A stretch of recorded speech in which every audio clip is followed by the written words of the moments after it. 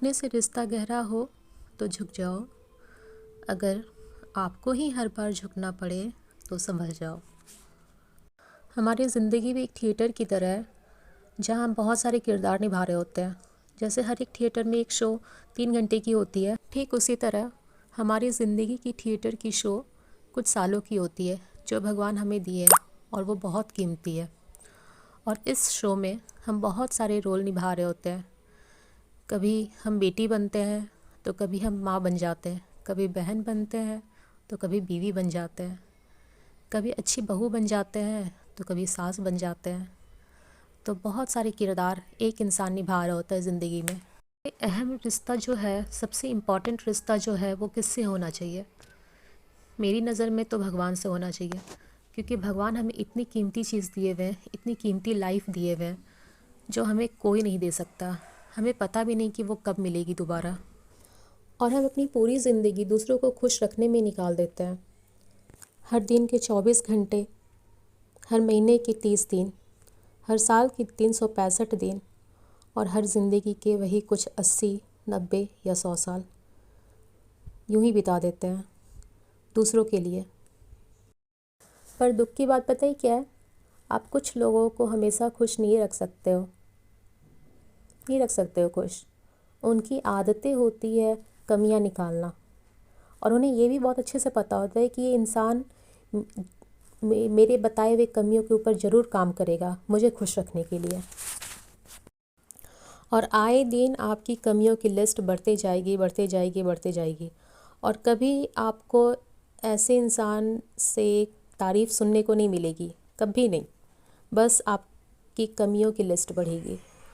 तो जितनी जल्दी हो हमें समझ जाना चाहिए कि ठीक है, ऐसे रिश्ते में हमें उम्मीद कम रखनी है और सामने वाले के ओपिनियन को समझ जाना है कि वो क्या चाह रहा है। ठीक है, वो हमें मेंटली वीक करता है, वो हमें हमारे कॉन्फिडेंस को लो करते हैं। ठीक है, तो ठीक है, सुने, वो जो बोल रहा है सुन ले, उनसे उलझे भी नहीं। और हमें खुद को देखना है कि हाँ, क्या मैं खुद को इम्प्रूव कर रही हूँ, क्या ये मेरे में कमी है, मुझे उस पर काम करना चाहिए। और मैं अपने आप को कैसे ठीक रख सकती हूँ, अपने हेल्थ को कैसे ठीक रख सकती हूँ, अपने मेंटल स्टेट को कैसे ठीक रखूँ इसके साथ रह के। ठीक है, उस पर हमें फोकस करना, उस पर हमें गौर करना ज़रूरी है। अगर आप हर दिन के 9 से 12 घंटे भी दे रहे हो ताकि आपसे जुड़े लोग, आपसे जुड़े रिश्ते खुश रहें, और फिर भी वो लोग खुश नहीं रह पा रहे आपके साथ, तो आप समझ जाएं कि आपको उनके लिए काम करने से ज़्यादा ज़रूरी खुद के लिए काम करना है। आपसे जितना हो पाता है आप ज़रूर दें रिश्ते में। 100% अगर दे सकते हो तो बहुत अच्छी बात है, ज़रूर दें। और उम्मीद ज़ीरो रखें, पर साथ ही साथ अपने मेंटल हेल्थ, फिज़िकल हेल्थ का बहुत ध्यान रखें। तो आए थे अकेले, जाएंगे भी अकेले। ये ज़िंदगी की किताब है जिसको लिखने का हक सिर्फ हमें खुद है। तो डिनर हमारा हो गया था और टाइम अभी करीबन हो रहा होगा 10:30। तो डिनर में मैं बनाई थी रोटी और आलू गोभी मटर की सब्ज़ी, और सूजी का थोड़ा सा हलवा भी था, क्योंकि रात में हस्बैंड को मीठे में कुछ चाहिए होता है। तो मैं दूध नहीं लाई थी और हस्बैंड भी दूध नहीं ला पाए, तो हलवा ही बना दी मैं सूजी का। और उसके बाद बर्तन सारा धो ली थी, गैस क्लीन कर ली थी, स्लैब साफ़ कर दी थी, इंडक्शन वगैरह भी साफ़ कर दी। और फिर डेली जैसे सोने से पहले मैं झाड़ू और पोछा कर देती हूँ, एटलीस्ट हॉल में और किचन में कर देती हूँ, क्योंकि वो दो एरिया बहुत ज़्यादा गंदा हो जाता है ना। तो झाड़ू कर दूँगी अभी किचन और हॉल में, उसके बाद फिर पोछा लगा दूँगी दोनों जगह ही। और बाबू को फिर फ्रेश करवाऊँगी, वही रात में पानी वानी पिला देती हूँ, फिर फ्रेश करवा देती हूँ, फिर पैर हाथ धुला करके कपड़े चेंज करा देती हूँ, क्योंकि दिन भर खेलता है तो थोड़ा कपड़ा तो गंदा हो ही जाता है। और सॉक्स वगैरह पहनाती हूँ, फिर लेके जाऊँगी बेड पर, तभी सोएगा वो। और आज तो दोपहर में सो लिया है तो वो और टाइम लगाएगा सोने में, तुरंत तो सोएगा नहीं। तो इधर मैं पोछा भी कर लूँगी सारा पूरा घर में, ताकि साफ़ रहे, पूरे घर में नहीं, मतलब हॉल में और किचन में। तो इस तरह से डेली का रूटीन लगभग ऐसा ही होता है। कभी कभार काम बढ़ जाता है या वैसा कुछ एक्स्ट्रा काम होता है तो वो भी साथ में कर लेती हूँ। लेकिन अभी क्या है ना, मॉर्निंग शिफ्ट चल रहा है तो सुबह भी उठना होता है, तो रात में 11:30 बजे तक सोने का कोशिश करती हूँ। कभी कभी 12 भी बज जाता है, 12 साढ़े 12 बज जाता है। और अभी तो ऐसा हो गया कि सुबह उठती हूँ फिर दिन में भी नहीं सो पा रही हूँ, मतलब 10 मिनट रिलैक्स करने जाती हूँ बेड पे, बस वही। क्योंकि जब मैं सोचती हूँ अब सोऊंगी, टाइम मिल रहा, तो बाबू से मैं सोता नहीं है, तो जब तक बाबू सोएगा नहीं तो मैं सो नहीं सकती हूँ। और फिर हस्बैंड आ जाते हैं 3:15 बजे तक, तो फिर उनको लंच कराती हूँ, फिर 4 बज जाता है, बच्चे आते हैं, तो इस तरह से रूटीन होता है। तो मॉर्निंग शिफ्ट में तो मेरा बिल्कुल भी रेस्ट नहीं होता है। और यहाँ पे कुछ कपड़े पचे हुए थे दोपहर में जो वॉशिंग मशीन में धोई थी, तो वहाँ जगह नहीं था बालकनी में सुखाने का, और मौसम अभी ख़राब हुआ है तो कपड़े सूख भी नहीं रहे जल्दी, तो कपड़े डाल दूँगी अभी सूखने के लिए। ऑलरेडी तो कोई एक्सटेंशन था ना यहाँ पे, एक्सटेंशन निकालो था और कुछ खराब ही ना करेगा। चलो बेटा चलो लेग वॉश करो। नहीं नहीं चुचू करेंगे नहीं, नहीं चाहिए, सुसु करना है। हाँ मुझे मम पिएंगे।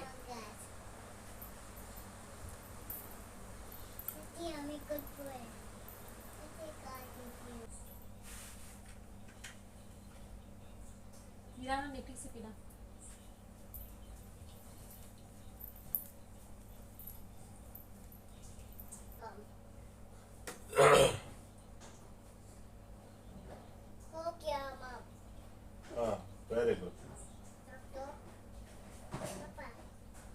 फिर मैं नेक्स्ट मॉर्निंग यहाँ बना रही हूँ सेमिया उपमा नाश्ते में, जिसमें ली हूँ मैं चना दाल, उड़द दाल, अदरक, मिर्च, प्याज, और हरी सब्जियों में गाजर, बीन्स, नींबू, सेमिया और थोड़ा सा मूंगफली।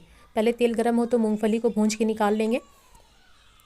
फिर उसके बाद उसी तेल में आप सरसों डाल दीजिए, चना दाल और उड़द दाल जो लिए हैं आधा चम्मच दोनों रहता है, वो डाल देंगे। फिर अदरक डाल देंगे, और फिर इसमें मैं गाजर डाली थी, बीन्स डाली थी, थोड़ा सा उसको भूंजूंगी। फिर उसी में मसाले के लिए मैं इसमें थोड़ा सा दूंगी हल्दी। जब ये लगे कि थोड़ा सा कुक हुआ है तो इसमें मसाले डाल दूंगी, हल्दी पाउडर और 1 चम्मच धनिया पाउडर। तो बस इसको थोड़ा सा और भूंजेंगे। इस सब्ज़ी को ज़्यादा भी नहीं पकाना है, क्योंकि इसमें पानी डालेंगे तो बाकी उस टाइम ये कुक हो जाता है। तो इसमें प्याज अब डालेंगे, क्योंकि प्याज पकने में ज़्यादा टाइम नहीं लगता। फिर बाद में ही हरी मिर्च भी डालना, हरी मिर्च भी थोड़ा सा मतलब ग्रीन ग्रीन रहता है, तो हरी मिर्च भी मैं बाद में ही डालती हूँ उसमें। तो बस सब्ज़ी यहाँ लगभग पक गया था 60%, 50 to 60% ही पकाना। फिर जिस कटोरी से आप सेमिया लिए थे ना, उसी कटोरी से 2 से ढाई कटोरी इसमें पानी डाल देना। जैसे पानी में उबाल आ जाए तो इसमें नमक डाल दीजिएगा और सेमिया डाल दीजिए। फिर उसको जैसे लगे वो पानी सोख लिया है, 5 से 6 मिनट, ज़्यादा टाइम नहीं लगता है।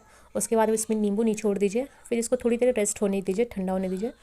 और जैसे ही लगे ये रेस्ट हो गया है, ठंडा हो गया है, तो उसके बाद इसमें मूंगफली मिला करके आप सर्व करके खा सकते हैं। इसके साथ आप चटनी बना सकते हैं, इसमें मैं रिकॉर्ड नहीं की हूँ। इसके साथ कोकोनट चटनी बहुत अच्छा जाता है, तो आप इसको टेस्ट करिएगा, ट्राई करिएगा, बहुत अच्छा लगता है, टेस्टी रेसिपी, बहुत ईजी है। तो ये था हमारा नाश्ता।